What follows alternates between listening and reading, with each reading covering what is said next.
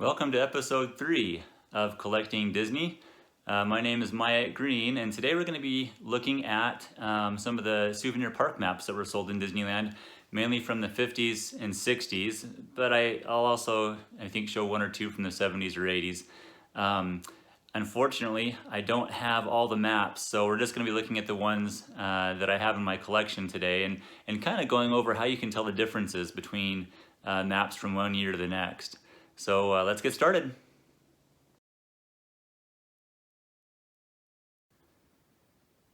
The first map we're going to look at today is actually a reproduction of the 1958A map. 1958 was the first year that Disneyland made souvenir maps to sell at Disneyland.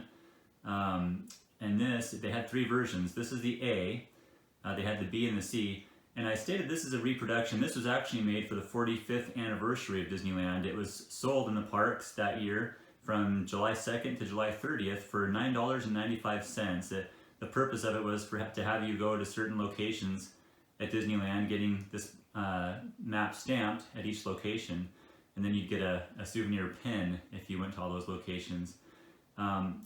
But for purposes of this video, let's identify some of the ways that you can tell this version of the 1958 map. Again, this is the A version, how you can tell it apart from the B and C. Now, in this version of the 1958 map, the first thing you can see is this is the last time that the Junior Autopia would appear on a Disneyland map. It was taken out for the B version. Same thing with the Tomorrowland Viewliner. The A version is the only version that has the Tomorrowland Viewliner on it. Perhaps the easiest way to tell is the Jungle Cruise waters are green in this version of it. In the B version, the waters turn blue. And then also the Matterhorn, which will be built in '59, the next year, actually in the B version is actually drawn kind of more like it looks today. In the C version, the things that are different is Cascade Peak is added over here near the Rivers of America. The Art of Animation appears right here where the Satellite View of America is now. And America the Beautiful is where the Circorama Vision building is. That's the C version, is what those look like. So that's how you kind of tell the difference between the 1958 A, B, and C versions.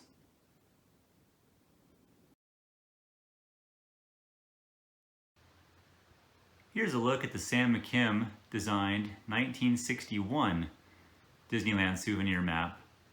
This map is most easily identified by the pink border that stands out pretty loud as you look at it. But there's a few other ways you can tell 1961 maps from other maps.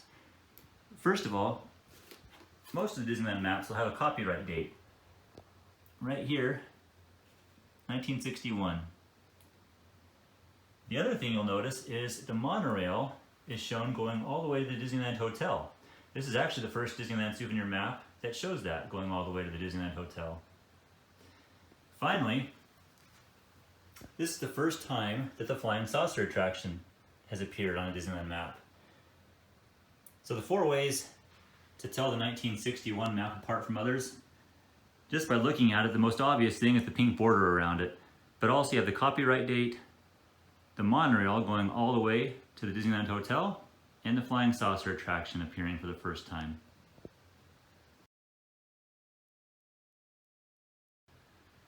Now we'll look at the 1962 Sam McKim Souvenir Disneyland map. As you can tell, what stands out here is the blue border. So the blue border is one of the ways you can immediately tell this one apart from the others. But again, we also have the copyright date, 1962, excuse me. Now, the other thing, there's three different attractions that haven't opened yet but are included on this map. The first being the Haunted Mansion. That's quite a bit early for the Haunted Mansion. It won't open until 1969. We also have Pirates of the Caribbean, 5 years ahead of its time. And then a little bit closer to its time, we have the Tiki Room, right here. So those three attractions make their debut on the 1962 map, along with the copyright date and the blue border. And those are the ways to easily distinguish the 1962 map.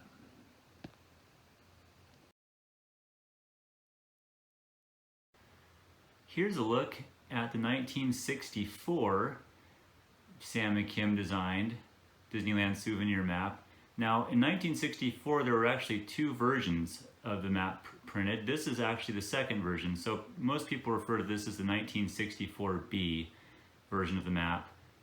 And the way, again, you can differentiate this map from others is, of course, the green border, along with, of course, again, the copyright date, 1964. Now, we have United Airlines taking over sponsorship of the Tiki Room this year on this version of the map. We also have Swift dropping their sponsorship of the Plaza Inn, and for the first time, Great Moments with Mr. Lincoln right down here on Main Street makes its debut. So those are the ways to identify the 1964B version of the map. Again, the green border, the copyright date, Great Moments with Mr. Lincoln, the United Airlines taking sponsorship of the Tiki Room, and Swift dropping their sponsorship of the Plaza Inn.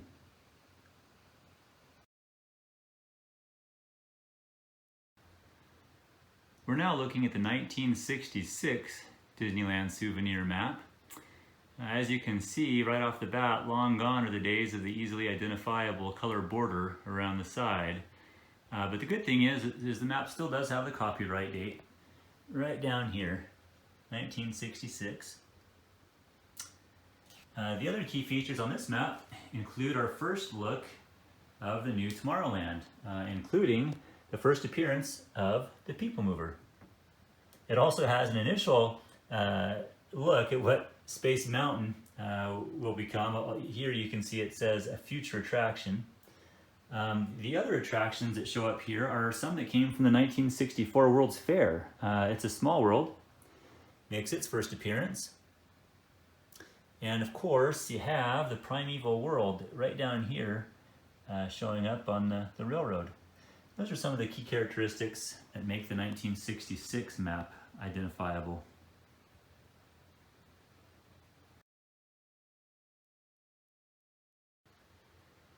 We're now looking at the 1968 Disneyland Souvenir map. This map was designed by Imagineer Colin Campbell based on the layout of Sam McKim. And as you can see by looking at it, it looks very similar to the 1966 map. Ways again to identify it are the copyright date. Thankfully, we still have that. Attraction-wise though, the only major differences are the Adventure Through Inner Space makes its first appearance, and right next door the House of the Future is gone. It was removed. So those are the basic ways to identify this 1968 map. The copyright date, Adventure Through Inner Space showing up, and the House of the Future disappearing.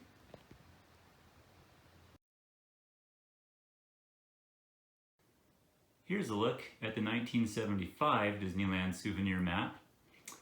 The first thing that stands out to me about this map is instead of the Disneyland Hotel, in the lower left-hand corner we have an advertisement for the America on Parade parade. The Disneyland Hotel first disappeared in 1972, replaced by a different advertisement, but now we have America on Parade there. There is still a copyright date. In fact, there's a few copyright dates on this map. You've got 1968, 1972, 1974, 1975. This may seem like pretty much common sense, but when in doubt, go with the latest date. So 1975 on this map. The other things that you can identify this map with are the addition of the sponsorship of Gulf Oil Corporation to the Walt Disney Story featuring Great Moments with Mr. Lincoln. Also on Main Street, the Disneyland preview of future attractions shows up for the first time. In a small detail, Circle Vision 360 Theater is added to the name of America the Beautiful. And in keeping up with the times, since the first moon landing happened in 1969, and this is now 1975, Mission to Mars, Mission to Moon changed its name to the Mission to Mars, right there. So that's the 1975 map. The easily identifying characteristics being the advertisement for America on Parade, the copyright date, and the other smaller editions of the attractions.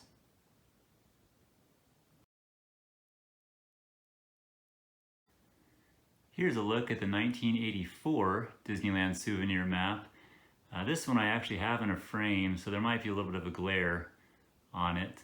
You can see the border's different. Again, we have characters around the outsides like we did in some of the early versions of the maps. It still has the copyright date, although it's in a slightly different area. Right down there this time. The major difference in the 1984 map is that the Circle Vision Theater has been changed to World Premiere. I wasn't originally going to include this map, but I decided to because I like it. I found this map that had Bill Justice's autograph with a drawing of Donald Duck. Now, Bill Justice was the animator of Chip and Dale and Thumper, are probably the ones he's most known for, but he also did some Imagineering on some of the original audio animatronics as well. And then, of course, Ken Anderson, one of the 9 Old Men. So that's why I included this one, just to kind of show my fun autograph there of the 1984 Disneyland map. Well, that's been a look at some of the Disneyland park maps from the early years of Disneyland. I appreciate you tuning in and watching, and again, as always, if you have any comments, anything that I missed or you want to add, please feel free to post in the comments below, and I look forward to seeing you again for episode 4.